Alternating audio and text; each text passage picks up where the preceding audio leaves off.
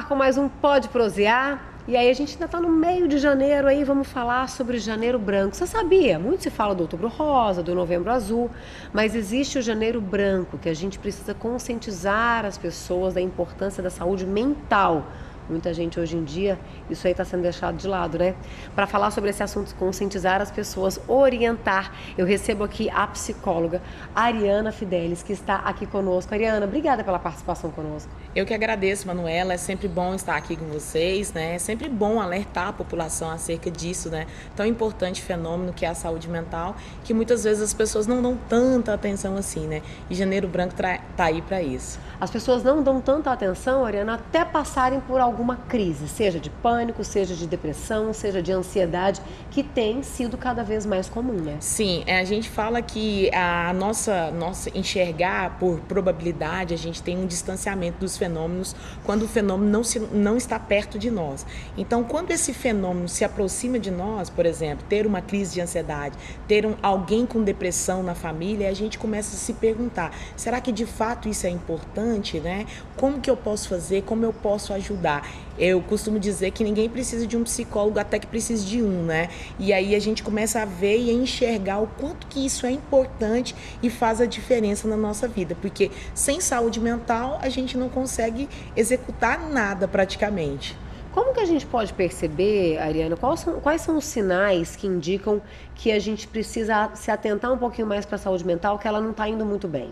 Eu falo sempre que a pessoa ela tem que se atentar para o movimento dela comportamental ao longo dos anos. Se você tem uma tendência comportamental, se você se envolvia em certas programações, por exemplo, festas de família, você tinha aquele vigor, aquela satisfação, no seu trabalho você tinha uma certa produtividade, um alto desempenho, e você começa a perceber que essas ações vão ficando cada vez enfraquecidas, então já são alguns sinais, desânimo, certa apatia, não quer se envolver nos assuntos, aquela preguiça muitas vezes habitual que ela vai se perpetuando ao longo do tempo, já são sinais de algum tipo de desgaste. Então nós precisamos ficar atentos com isso. É diferente do amadurecimento, que, por exemplo, eu tinha uma disposição para curtir um carnaval de rua que hoje, minha gente, pelo amor de Deus, não tenho nenhuma. É diferente isso, né? Você está falando de coisas que são dos valores, daquilo que a pessoa gosta, de estar com a família, de estar com amigos.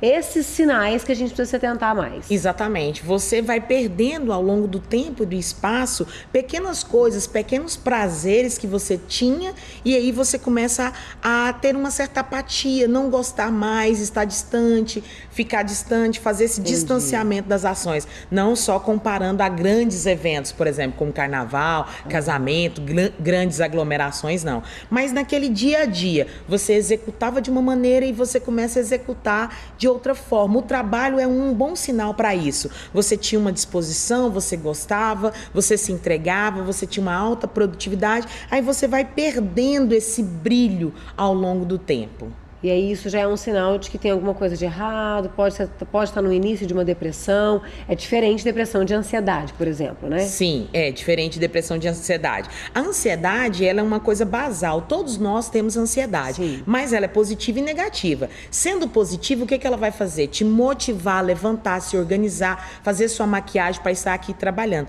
Negativa, ela te paralisa. O que significa? Nossa, e se eu for para a Record, o que pode acontecer comigo? Nossa, se eu vier para o trabalho, vai ter um acidente, então é melhor não ir mais trabalhar porque eu vou pensar nesse acidente que eu quero evitar. Esse é o sinal da ansiedade negativa. Ela vai te paralisando. Eu deixo de fazer algo porque eu tenho uma fantasia na minha cabeça que algo ruim pode acontecer. A depressão não. A depressão ela é marcada por essa tristeza aparentemente sem motivo, mas eu digo que um dos grandes sinais da depressão é a anedonia, é essa falta de prazer nas coisas. Então lembra, aquele movimento familiar, aquele churrasco com os amigos que a gente gostava tanto, não, aquilo já perde o sabor, aquilo já perde a graça. Entendi. E aí a pessoa vai entrando nesse estado de afastamento e a irritabilidade. Um outro grande sinal da depressão é a irritabilidade. Cada vez mais irritáveis nós estamos, aquela perguntinha básica que algum colega de trabalho, um filho,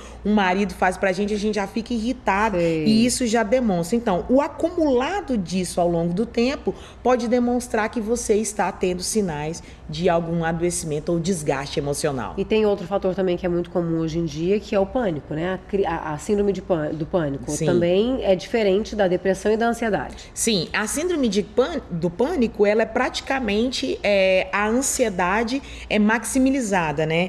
Quando você tem a síndrome do pânico, você tem um conjunto de sinais e sintomas que tudo começa com o quê? Com a fantasia de controle. Então, eu vou querer evitar meu sofrimento, então eu vou parar de trabalhar. Eu vou querer evitar meu sofrimento num relacionamento, então é melhor eu não me relacionar, e a pessoa já vai linkando uma série de crenças que evita com que ela tenha a exposição ao sofrimento. Isso faz com que cada vez mais ela se isole, e aí começam as ideias de que alguém vai me pegar, alguém vai me matar, se eu me expor eu vou ser atingida, eu não posso fazer isso, eu não posso fazer aquilo, no meio de muita gente eu vou passar mal, ninguém vai me socorrer.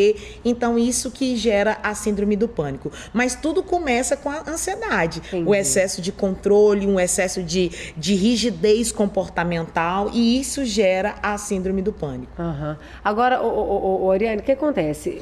Às vezes a pessoa precisa recorrer a medicamentos, né? Em alguns casos, claro, com orientação médica. Mas, no geral, quando surgem alguns sinais, se a pessoa que estiver nos assistindo, você que está nos assistindo agora, percebe que você se encaixa nisso, é um excesso de ansiedade, é um excesso de querer controlar as coisas ou de perder a motivação para as coisas, né? É medo de tudo. Uma terapia ajuda, né? Conversar sobre isso, expor sobre isso, que às vezes a pessoa não vai identificar que ela tem isso, e um terapeuta vai conseguir ajudar. Com certeza, a psicoterapia é uma das ferramentas mais eficazes para identificar esses sintomas, esses sinais. As pessoas têm muito preconceito na nossa sociedade em procurar um profissional de psicologia, porque nós não somos doutrinados a falar de nossas emoções desde pequeno. Nós precisamos aprender e desmistificar essa cultura. Falar só é terapêutico quando a escuta é qualificada, e é diferente de falar no boteco, de falar com um amigo, de falar com a amiga, com a madrinha, com a mãe, com o pai. O profissional em psicologia, né, ele é capaz de identificar através do seu discurso quais são os possíveis fragmentos que indicam o seu adoecimento mental. Porque entenda, o adoecimento mental, ele é contextual, não adoece só o indivíduo, você adoece devido a uma série de fatores que você vai acumulando ao longo do seu processo de desenvolvimento. Então, não é porque você perdeu o emprego que você está adoecido mentalmente.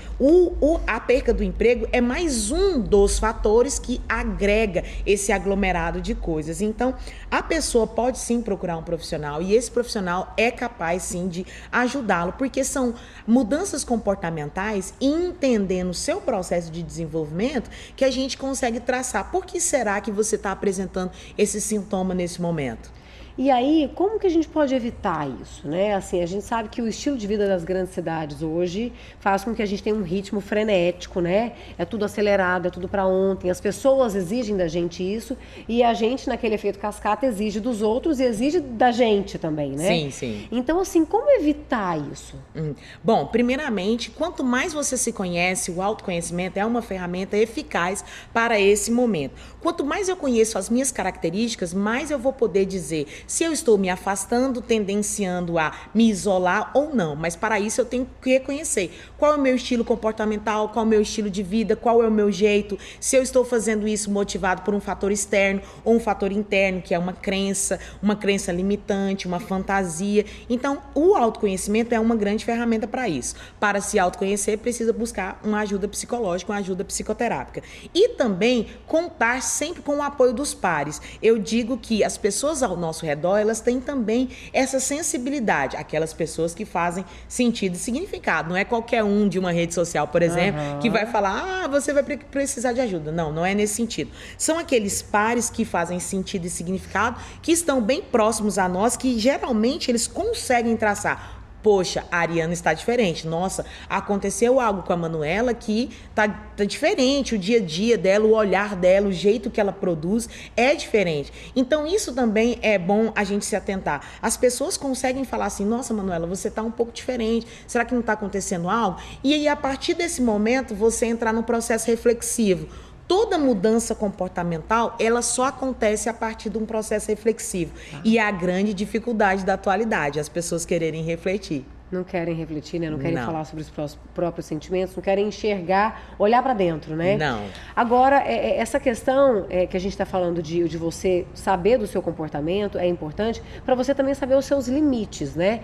Eu acho que uma coisa que a gente tem que pontuar muito hoje em dia é que o mundo exige muito da gente, né? Tudo. Sim. A gente quer abraçar o mundo, a gente quer dar conta de ser a melhor mãe, quer dar conta de ser a melhor esposa, a melhor profissional, aí o mundo exige a melhor aparência e a gente quer dar conta de tudo, mas a gente tem que saber se impor o limite e impor para os outros. Saber falar não é importante, não é? Muito. A gente fala que esse limite é muito importante para esse processo de autoconhecimento.